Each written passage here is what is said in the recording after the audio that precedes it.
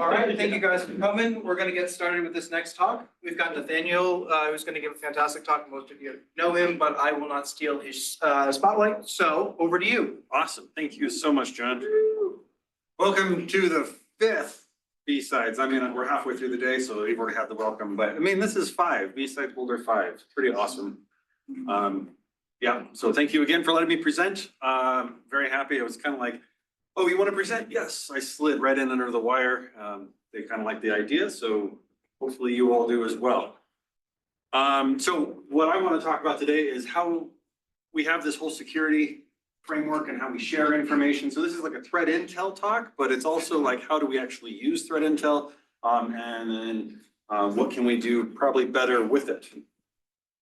So my hypothesis is we could use decentralization. And so we'll talk about that. A little bit about me. I'm Nathaniel Quist. You can call me Q, simple first letter of my last name. I'm the co-founder of a company called Trust Security, but I'm not going to sales pitch you. I will ask for something at the end, but it's up to you if you want to do it or not. I don't mind. I am a threat analyst. I have been in the industry for a little over 15 years. I've worked threat intel. I've worked in threat hunting, SOC, IR. I've worked in government, I've worked in uniform, I've worked in private sectors and corporate, and I've kind of been around a little bit. I love puzzles. Any way that you can throw a puzzle, I think it's amazing. I actually prefer wire puzzles just because I like the clinky sound. My wife hates it, but it's like, I gotta solve it. I don't know. And I'm a huge blockchainer. I first heard about blockchain back in 2008, had a mining rig in 2012. And just playing with blockchain. I love the idea of blockchain. I love how it fits, how it works. And I think there's a whole lot more real world use cases that we can have for blockchain. It's not just for cryptocurrency. So we'll talk about that. Email there, please shoot me an email. Get on Discord, I'm on Discord, and LinkedIn. Happy to follow and share and talk with any and all of you. So the agenda that we have today is, I believe intel sharing kind of has a problem today. I'll go through that. Security vendors, what is their focus? Does that focus fit you and match what you need as an industry, as a company, as a person? How do we do information sharing now? How can we possibly do it later? And then how do we make that smarter? How can we actually make intel sharing just part of your daily life and make it fast and actionable and meaningful? And then we're going to look at the other side of the coin, little blockchain-y sort of thing there. Blockchain part of this, so kind of fun. All right, so intel sharing has a problem. This is the only doom and gloom slide. To me, it's like super doomy and gloomy, but it's also important to see what we're looking at. Very beginning of 2022, ransomware, 105% increase over the year previous. Q2 of that same year of 2023, 72% increase over the previous quarter. Right, so we are massively increasing the amount of threats that we're seeing. This one was pretty scary. BEC attacks grew 72% in the United States and 123% in the UK between April of last year and April of this year. Okay, we're seeing massive increase in the adoption and usage of very fast, very active threats. 43 to 80% click-through rate on AI-generated phishing emails. Okay, like no joke, things are going to get more pervasive, more easy to click on. We have to be able to react faster to those threats when they're coming in. Little bit of doom and gloom here. Everybody knows MGM got hit by Black Cat. That was $150 million worth of damage. Okay, there was 30 terabytes of data that were exfilled from that, and it was 2-year-old malware. Just saying. They have an average annual estimated guess of $39 million a year for security. 2-year-old malware still popped in. Okay, so we are super slow in how we're responding to threats and how we can react to threats. So that's how do we change that? This is fun malware. This is just ransomware. This is fun data. This is just from the year previous to this. There were 250 Lockbit 3 events, basically 250 all the way till about January. So Lockbit is definitely the one we all know about. FBI spent a lot of time focusing on them. Some of these other ones like Clot, Black Pasta, other ones like Be Online, do pretty good, hundreds of compromises in a quarter.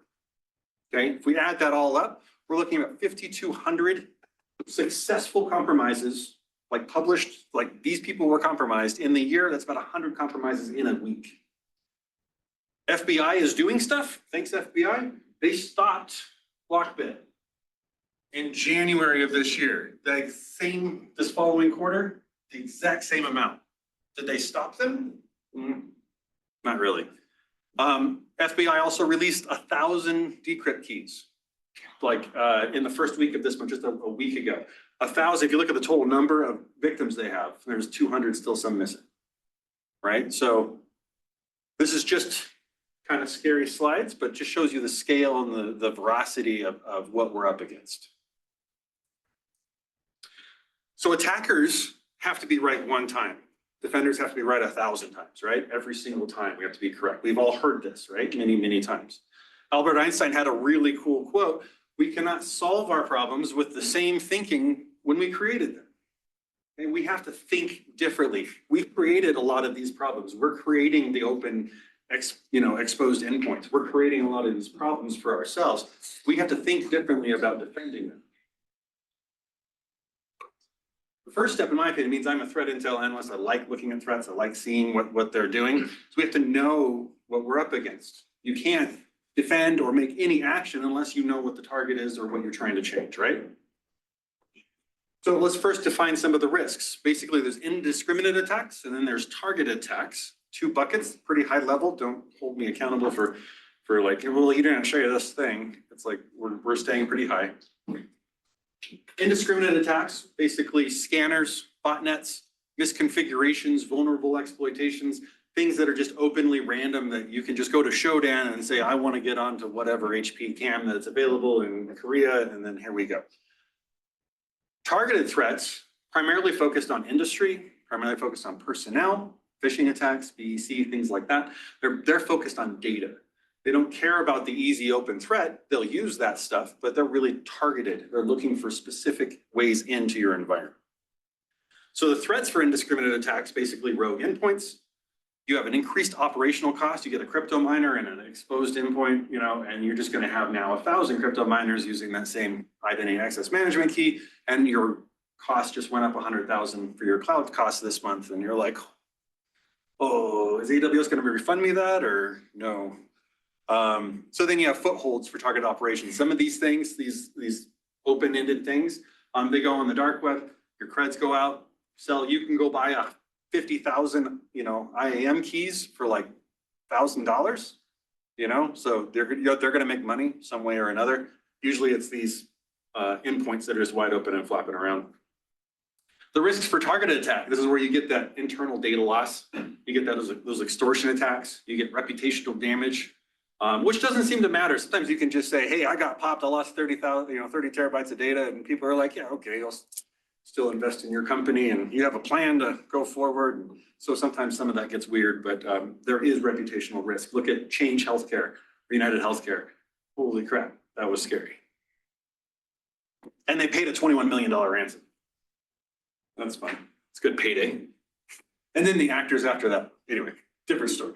We'll talk about that. They completely hosed their internal operators. People who actually compromised Change to get into it.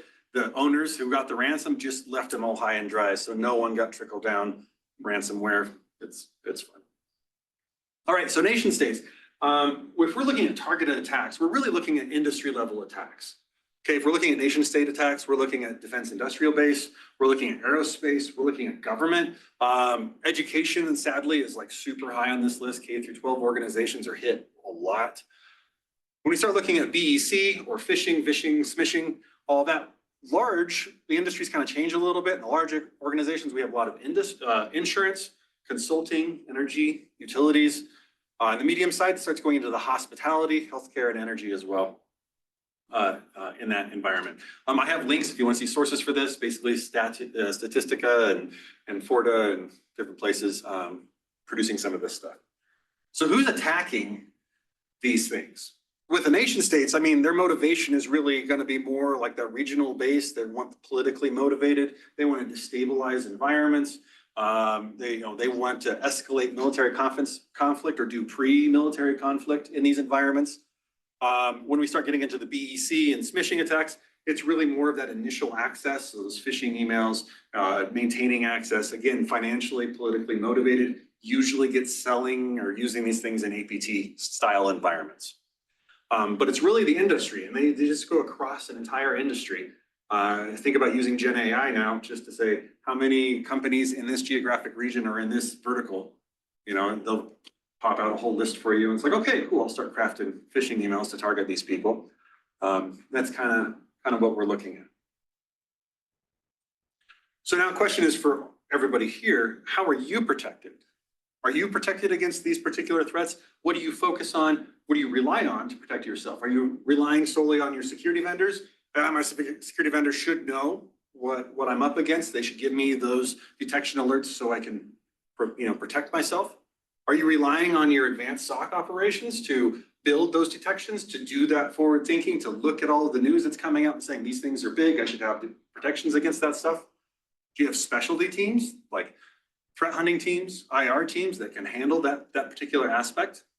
If you're a large enterprise or even a medium-sized business, you might have a few people in a threat intel role or a threat hunting role. If you're a small, medium-sized business or you're the sole security person, do you have time to look for all of that stuff?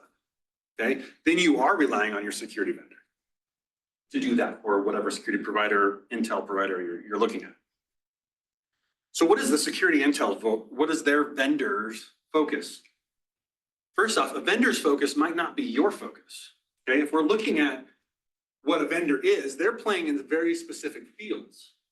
You have people that are focusing in vulnerability sector, like Tenables and Arctic Wolf's Rapid Sevens. You have malware focused, Transmicro's Carbon Blacks. This is not a comprehensive list, don't nail me for anything.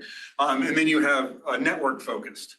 There's really only a few vendors at the very center that kind of focusing and hitting all of those areas, but are they still hitting everything that you're interested in that aspect?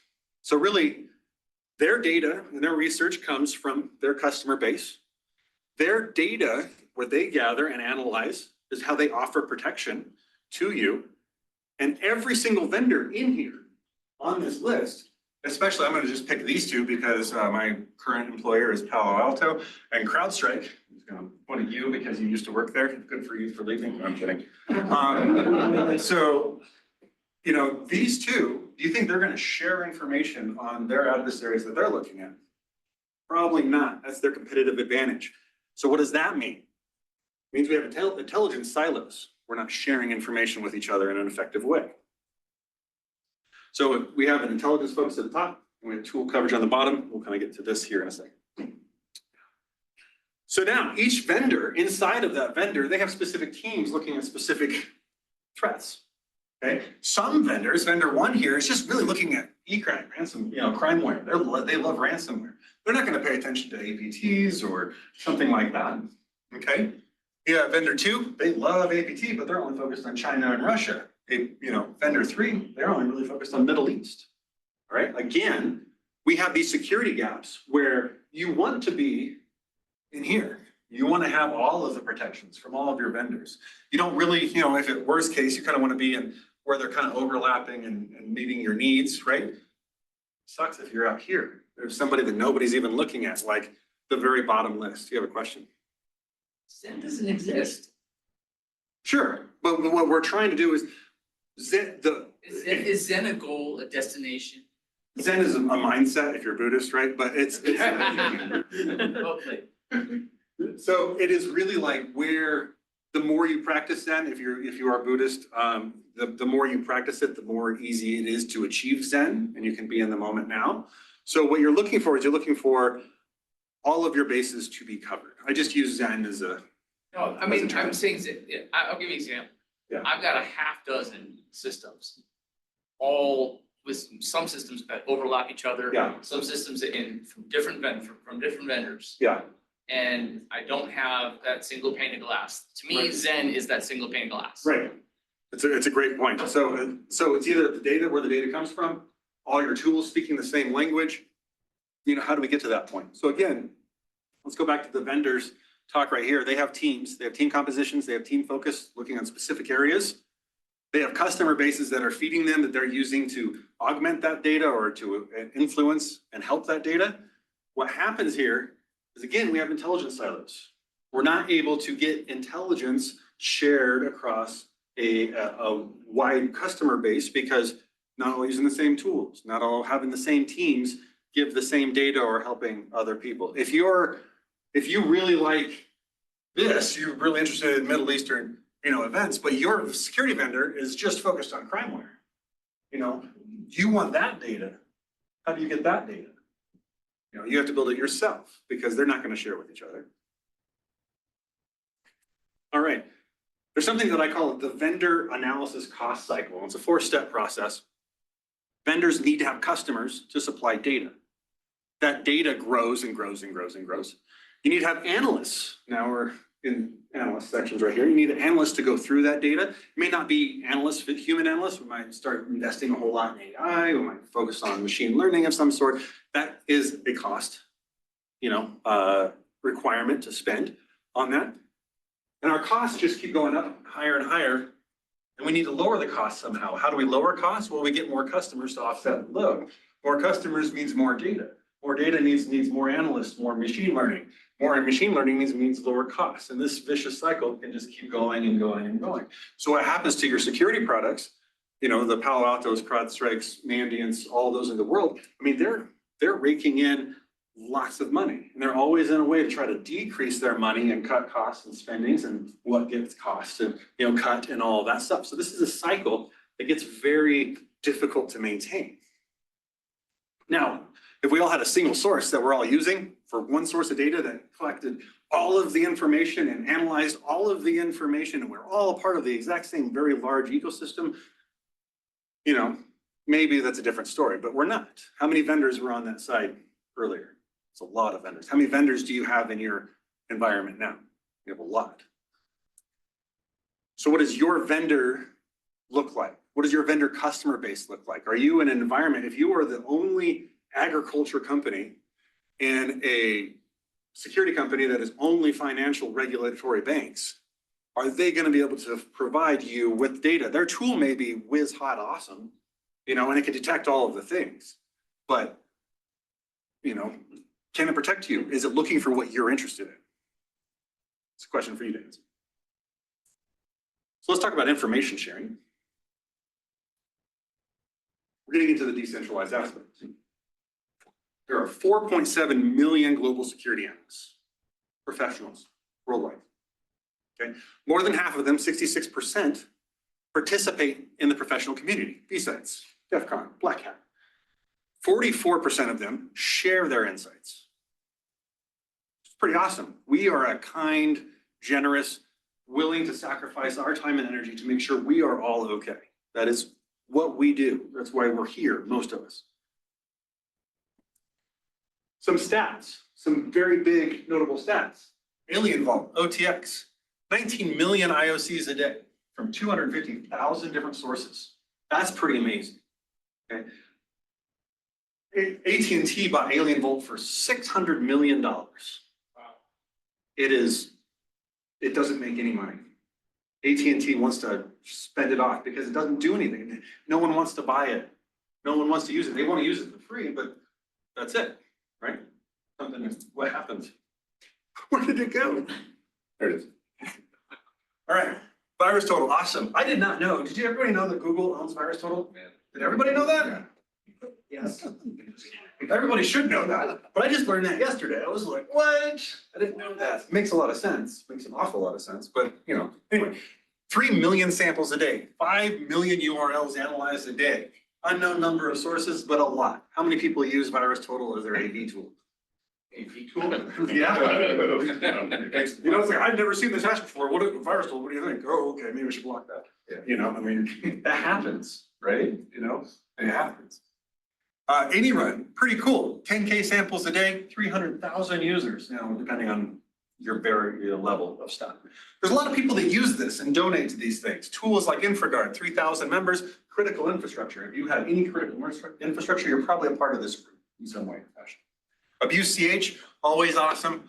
30,000 samples, 20K spam samples a day, Spam House, 5.7 million IPs a day that's analyzed, uploaded, and looked at. Pretty impressive. You know, these are impressive stats. But what's the context? What is it? You know, what is it? Do you have a hash value? Where was it seen? Who submitted it? You know, what are the VirusTotal is really good at saying, here's a hash value, here are all my IPs and domains that it calls out to, and it gives you a whole rundown of what it is. But it doesn't tell you industry. It doesn't tell you target of spam attack. It doesn't give you some things. So the context of what you want from a spam URL, you want to block, you know, phishing in your environment, right? Is that phishing? You're going to take 7 million, you know, phishing URLs and block them every single day. You know, it's like, can your security tools handle that? You know, do you need to block 7 million? Do you need to block just the ones targeting your industry? Or do you need to block just the ones targeting, you know, your type of personnel? I mean, those are some questions. How do we filter that down and make it useful? Is the purpose of that intel sharing that you're gathering from, is it actually clear and useful? AbuseCH has been around for a long time. Blocklist has been around for a long time. You know, you can use them in your environment, but there's always this tag, this caveat, use it at your own risk. You know, you could block things that all of a sudden you should never be blocked, or you may block things and just may cripple your security tool because there's just too many things. So, you know, how do we mitigate some of those things? So, this is how we talk about making security a little bit smarter. This is what I feel most organizations are today. They are a very stout, rugged, beautiful, horned elk ox, you know, like, you know, musk ox. And we got two circling APTs or whatever going around us. Sure, you might be able to take one of them out, no problem, bam, you know, gone. You have all this wool you can protect from claws and scratches and stuff like that. But can you really survive a pride of lions? I don't know. Wouldn't it be more beneficial? We had more of a herd mentality. We have multiple people. Look at these lions. They're like, oh shit, not me. Maybe tomorrow. See ya. You know. So how do we reframe how we're thinking about security? My belief is that we have more of a decentralized approach. So what does decentralized look like? We have all these little floaty spaceships up above. Never mind my company's logo right there. It's just, you know, it's a sales slide. Okay, but I'm not saying it's the one and only thing, but how do we take all of these different sources? This could be VirusTotal, and this could be Palo Alto, and that could be CrowdStrike. And then, you know, how do we take all of those, feed them too, so where this group of people, the people who need this, the victims, how can they decouple that intelligence that they're providing and have agnostic intelligence routing? You're interested in exactly what you're interested in. You're protecting yourself from exactly what you want to be protected from, regardless of the source. You want to be able to use data from this place to this place and use them together. Okay. Now there's a lot of hurdles and costs, and you know, everybody's like licensing. Oh my God. There's a lot of things that go into that. We'll get into that later. But this is where the true power of decentralization comes from. It's not from all the different sources. It's actually from each other. Like you saw a malware that hit this industry. You post that. Say, this malware hit this industry at this time. You work in that industry, so you're kind of like, well, cool, I'll take that and protect myself from it. Within hours, minutes of it being released. With me so far? This is a pie in the sky dream, and this is take a little bit of, we have to like change our thinking a little bit. But essentially what we're doing is we're using organizations as our own endpoints for each other. We are creating herd immunity for each other. What one sees, the other sees. But what's really cool about it is that you can sell that information and make money off of it, which is really awesome. We'll talk about that. So what does this kind of look like? So a financial bank got hit with a spear phishing email. What do we know about that? You don't know anything about it. You could be like computer illiterate and know nothing. I got hit by a spear phishing email. You still know stuff. You know what happened. You have some attack metadata. You know what industry you're on. You know what geographic plane you're in. You know who it was targeting. You know the systems that it was going after. You can know these things. Just run them entry. Just look at the, you know, the IP header, whatever. You go a step farther. You can see the initial access. You can see the source email addresses. You can see email headers. You can see where it came from. You can see the network data. User agents. You can see domains. You can see the lateral movement, who it went to after that. You have droppers, IOCs, you have hash files, file paths, file names, destination IPs, command and control IPs and domains, all those repositories that it's pulling down to get new droppers or new payloads. You can pull all that together. You can compile that together into what we call a product of some sort. I love JSON. Anybody not like JSON? Oh, come on. JSON's amazing. Okay, so timestamps, titles. This one is basically Cobalt Strike. So just as an example, you have the author who produced it. So you can start searching on specific authors that you may or may not like. May not, and be like, hey, I really trust this author. Whatever they say is gold. I'm gonna get it. Malware's, the source was ThreatFox in this particular case. There's a reference to it. Hey, it was on a report. This is where it came from. And you start seeing tags, Cobalt Strike, all that stuff, financial industry, region, USA, Colorado, and all the indicators that it has. You can easily dump that into a security tool, right? You can just use the API of that system, push it on in there. And now, as soon as that hit the system, as soon as that hit the chain, essentially, anybody who's looking for that type of thing, any of these tags, any of those regions, any of those authors, whatever criteria you want to have, pull that down and immediately stick it in your security tool. Subscription model. So this is the other side of the coin. This is what we're looking at. So how do you perceive security? Do you need to perceive from you need to be protected from every single imaginable threat that's out there? I don't think so, right? Or do you need to protect yourself from specific attacks, specific types of events happening against your industry, against your personnel, against your applications? I have a whole bunch of Apache systems. Any new Apache vulnerability or any new exploit that's in the wild witness that's attacking this, what are the IPs it's coming from? What are the URLs that's hitting that? That's what I care about, right? So here's a use case. You hear about a 0-day. I just kind of spoiled that one a little bit, didn't I? So you have a 0-day against Apache. It is actively being exploited in the wild. Apache is one of your applications. Wouldn't it be nice to have a daily, hourly schedule that is looking for all new IOCs that is targeting that particular event, that particular version, that particular application, and automatically pushing that into your security tool to ensure that you're not the next victim? This is a fun one. Your CFO runs into your office losing their mind about an ad that they read, an article. So the latest ransomware campaign has taken out 1,000 businesses in your industry. And you're like, oh, boss, I got this. I saw that earlier. I already did a query. I already pulled all of his IOCs. I know the malware that's going after. I know the IOCs that's happening. I already put them in my security tool, and I'm also looking for new things that's happening. We're cool. That's gold for a security professional. Whoa, I got my job for another day at least, right? It's pretty nice. Now, granted, there's also the standard operation. It's not it's not the silver bullet for everything. You're not saving yourself from everything, but you can answer the questions when they need to be answered with the information that you need to be answered with. And you're doing it from sources that you trust, or if you may not know them, those authors or those particular sources that you're pulling this data from, this is decentralized, right? So anybody could be giving this information. Do you trust the source? Do your friends trust that source? Does the industry in general trust that source? How many likes does that particular user have? How many downloads do they have? How many, people are using that and talking about that stuff on Twitter?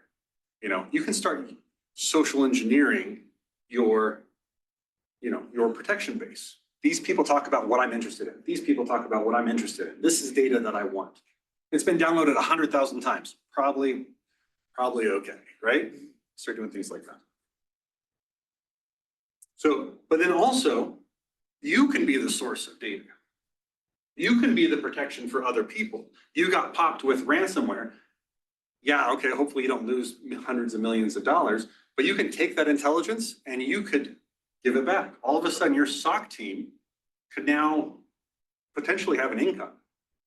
You can actually bring in revenue. Like, I found this in my environment. I sold it. You don't have to give away any of your private information. You can just say what region you're in, what industry you're in. You can say, you can give yourself an anonymized source. I don't care. Whatever you want to do. Somebody is going to say, oh, I'm in this region. I'm in this industry. I care about this ransomware. I'm going to pull that down. I want those C2 nodes. I want those IPs. I want those hash values of the latest dropper. You can start selling to those people. So you share the attacks that are targeting you. You sell that information to others. You share with the community. It lifts others as it's lifting you. We start creating a homogeneous ecosystem. And then now you have a security team that can actually produce that profit. How many people, whose security teams actually create stuff and sell stuff? I mean, do you sell stuff? I want to talk to you. Can't talk about Okay, that's fine. But you know, most people like give stuff away on GitHub, right? And it's just kind of like, I found this really cool tool, new tool. Here it is on GitHub, you know, go use it. And it's like, we're all like, cool, all right, we'll build that into my whatever system I'm already running. So a trust, that's what we're trying to do, right? We're trying to be a dedicated source for this idea of decentralized thinking, of decentralized security. I'm not going to try to sell you anything. All I'm trying to do is we have an alpha tool. We're alpha testing. We have an API. We have a UI that is doing this. And if you want to look at it, if you want to, all I'm asking for you is just to bang on it and hit it and say, hey, this is doing what it's doing. Let me, you know, and then shoot that information back to us via Discord. That's usually what we're working on because we're kind of blockchainy. Blockchain people use Discord, security people use Slack, whatever. It's all the same stuff. So we're trying to create this digital decentralized ecosystem, talking about those things. I have some time. Would you all like to see a demo, kind of how it looks? it. All right, so look at this fancy UI. Woo! So currently right now, we have my prototype up and running for about 3 months-ish, like super early. This data is about 2 months old. We're pulling about 53,000 products, that big test product that we're talking about. We have 235,000 indicators, IP addresses, hash values, things like that. Okay. Hip top categories, Tor, just is a huge data feed. There's so much Tor. You know, OSINT, malware, beacons, APT, things like that. You know, different author types. You know, OpenFish, obviously one, abuse CH, you know, DAV, RAD. There's essentially, this is kind of how it works. So you can look at, I'm just going to take DB raw. It opens it up, does a search, start searching. It does live demos. That's a perpetual curse of life. It is awful. Bill Gates' blue screen of death.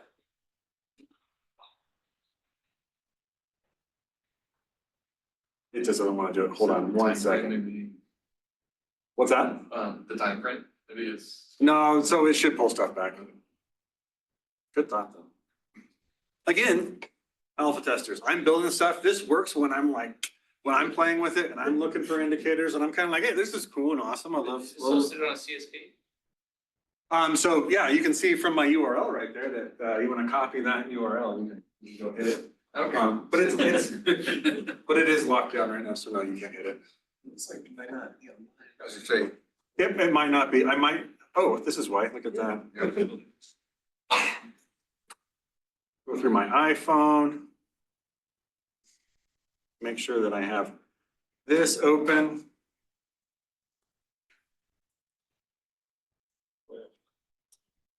Let me try because I'm dumb.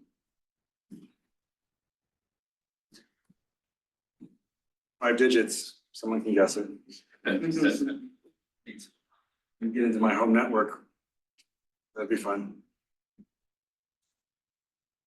Still is not connected to my phone. Oh well, maybe a mute point, which would be sad. There we go.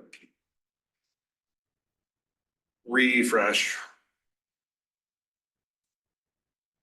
I might just skip ahead. Not found. Nice. See again, I need testers.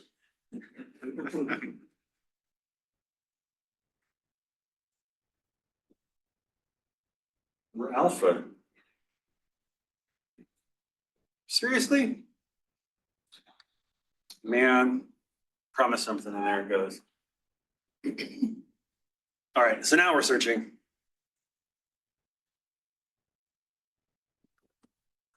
So, all right, so DBA raw is basically a botnet that's out there just pulling down a whole bunch of stuff.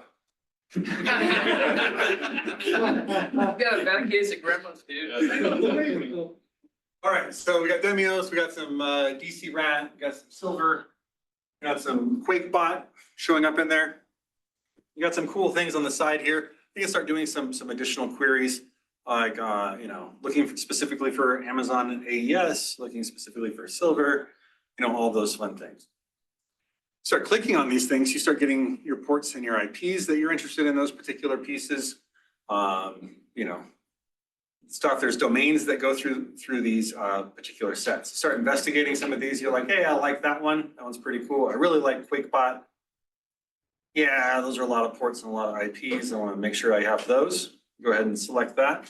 Then you can just go ahead, let's export that. Let's look at that, some of that stuff. When you export that, we get this nice little JSON blob that you can look at. You can start, really messing with it and pulling that into your security tool, what you're looking for. We call it a trust agent. We're working with Splunk right now, so we can automatically select those things, automatically ingest that into a search or an alert for a Splunk environment. I think it's pretty helpful. Other fun things that you can do here is. Can you go back? So are you saying the Splunk's coming to you or you're going to Splunk? I'm going to Splunk. So I have your, obviously it's your Splunk, it's not my Splunk. So, when you're signing in to your environment, you have your security tools that you're using. You have your own API keys that you're using into that trust. Your trust agents, not my trust agent, has to know that.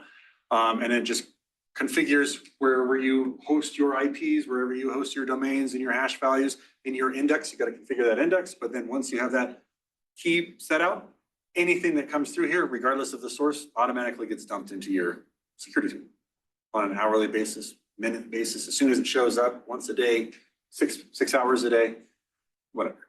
You have correlation guides based on the event ID or event type. Yeah. Yep. So you have in the same way that you make that query, whatever this query is. So like you have authors, tags, publishers, industries, regions, you make that query, and then your agent is looking for that query, pulling down that data and dumping it into your tool. So then we also have some beautiful trust API documentation, get an idea of what trust does, start using the API that we have. So we've got some data that we're actually already using. Here's some good queries. You want to have, indicators. I want to see that IP address or one of these URLs or, file name of ghost or, whatever you're looking for. Put that query into your API and you start looking for it. Hold on, so I'll show you. See if this works. More trust demons. That's a backwards bracket, so we'll fix that. I'm going to build it in here just because that's the way I want to do it.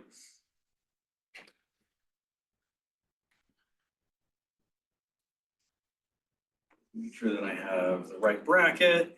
Make sure that I have double quotes on everything.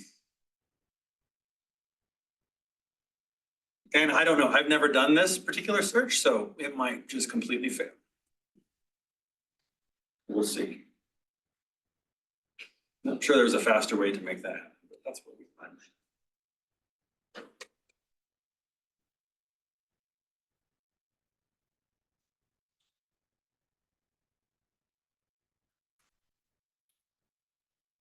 There you go. Finding these particular IP addresses. Now we can do some really fun things, like we can start seeing, oh, that looks like ALF5. That's scattered spider, bundled Libra. You can start doing some cool things from a research perspective. It's very helpful. I actually go to this for my day job, just being like, what, do I have that? Yeah, well, look at that, I do. So pretty nice stuff. But you start finding those particular pieces. Muddled Libra, scattered spider, network track. So that's it. Questions? And the threat intelligence that you're feeding to an audit log management system like Splunk, I'm saying it loosely, but can that inform your event log management dynamically. So instead of having a static list of auditable events that you're looking for in the system, can you dynamically say, well, I don't need to look for that today because the threat space is not attacking that. So if I understand your question correctly, the data that I'm ingesting in, can I not take action on it or take action on it, or? Yeah, can the threat intelligence data that's being ingested into the tools, we'll just say tools. Yeah. Dynamically inform those tools as to what they should and should not be looking for so that I can reduce my cost. Yeah, so I mean, that depends on how your Splunk is configured, right? So there's always gonna be issues. You throw millions of alerts at Splunk, to look for these things, your Splunk bills, it's gonna go, especially on the cloud service, you're just gonna go up. So you have to have some framework. Threat intel data like this, right? This is very time sensitive. You look at the pyramid of pain and your IOCs, IPs, domains, hash values even are super ephemeral, for lack of a better word, right? They're only alive for, a few hours, couple days, a week, so you want to know what your time frame is. If something is 6 months old in your environment and you're really focused on IOC detection, you're not going to find, you might find some good stuff with hash values. You probably won't find anything good with an IP address, stuff like that. So it really depends on, again, what is your target set? What are you worried about? What are you worried about protecting against? And so our trust agent can go in and it can delete the alerts that it's put in there. It can modify the alerts if it found a change to them. It can just create new ones. It can do a lot of things like that. So yeah. Mark. Curious about the monetization piece. How do you address maybe validation and deduplication of these IOCs as they come in at scale?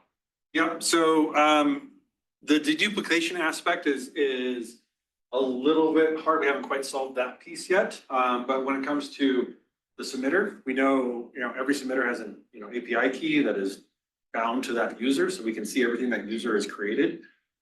We are looking in really mirroring how blockchain proof of stake operations happen, where you have validators that validate particular product sets before they get built into the block, right? So having validators that actually validate data and say, PricewaterhouseCoopers, as an example, I'm not saying they're on board, I'm just saying that they could be an amazing example, or they could be auditors. They could be like, yeah, this is good, solid, scattered spider data, stamp of approval. And then you as a person could look at that and be like, oh, well, this company or this person validated it. I trust them. I'll use that. What they say is cool. When it comes to the monetization piece, you have your submitters, you have your buyers. One thing I didn't show you in here is when you sign in, you're signing in with an actual wallet. So blockchain wallet. It's your wallet. It's totally central to you. It's your own private key. It's a very large encryption key. You have to sign into it. The data, you have to, you pay a monthly subscription for it. It comes out of your wallet. Any time that you have subscribers following you, you get a monthly fee into your wallet, goes into your wallet. You can use that to do what you want with. That's how we're planning on doing it. Right now, it's more of like that social media aspect. This user does a lot of really cool stuff. I'll follow and like them. I'll subscribe to their chain and then follow that data. So along those same lines, if you're automatically downloading thousands of products and IOCs, is there some kind of automated feedback mechanisms, or are you expecting users to go in and manually upvote things that they like, or if they download something and it causes a million false positives, they have to go downvote it? Yeah, they'd have to downvote it in that particular aspect. That one, I mean, these are awesome questions. That's where a validator comes in. You can be a validator.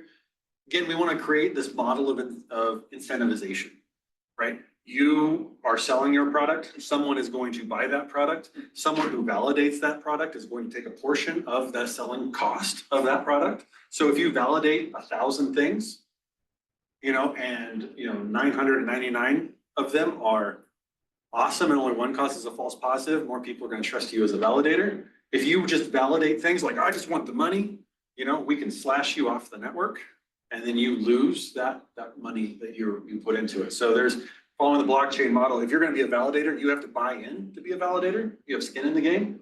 And if you suck at validating, we're gonna slash you and take your money. And now you can't validate shit anymore.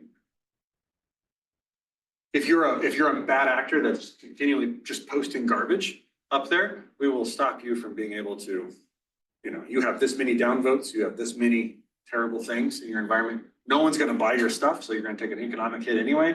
And then if you're just a malicious actor, we'll just slash you off the chain. That's how we're planning on solving that problem. So, yeah, go. So does it make sense, am I thinking correctly here? I could stand up a network of honeypots and actually make money off of them? Correct. Okay, so it doesn't have to be like human generated, I could No, just so- build a system. The goal is, how do we take this? I mean, now I'm thinking like 2 years in the future. And this is where I start to get really critical. So now you have to like say, okay, now anything I say from here, this point on, you can't guarantee is truth because I'm just gonna start rambling and saying shit. Jam. I want this to be fully automated. I want us to have, like my company, Trust, to have an AI behind it saying, you're in this industry, you're in this region. This many people in your industry and the region said that this was bad. Do you want that? And give you those prompts, give you those things. At the same time, you have all these automated generated queries looking in your environment. I'm looking for Apache, I'm looking for Tomcat, I'm looking for, VNC for whatever reason. I'm looking for, I'm just looking through all these things. As soon as those things show up in the environment, boom, they're put into your system. I mean, within minutes, right, of it being broadcast globally, anywhere in the world. It goes written to the chain. You can see the chain. It's a public thing. You can go scrape the chain and look at all of it if you want to look at it, right? We actually found that this type of data is super small and we can write it to a chain without a large overhead. We create 1 megabyte blocks, fully transferable. We become an indexer of that and we just provide services. Line detection's faster, make it easier for you to use shit. You can upload at API scale, we can download at API scale, like get this mean time to detection, mean time to response, like down to minutes, right? Use stupid, like, product terminology. But yeah, that's the goal, right? Because we're seeing things faster. 100 like ransomware attacks in a week that are successful, it's crazy. All right. That's it. Any other questions? Hit me up afterwards. Join me on Discord. I have my contact information. Hit me up on LinkedIn. Trust is on LinkedIn as well. I don't have it linked because I actually still have a day job. And it's not directly competitive. I'm just trying to keep a separation of entity. But this is how we can talk about security. I think this is a very valid, very easy is the wrong word. It is a mind shift that we need to have as an industry, and I think we can do it. I think this is a solution that's pretty awesome. So there we go.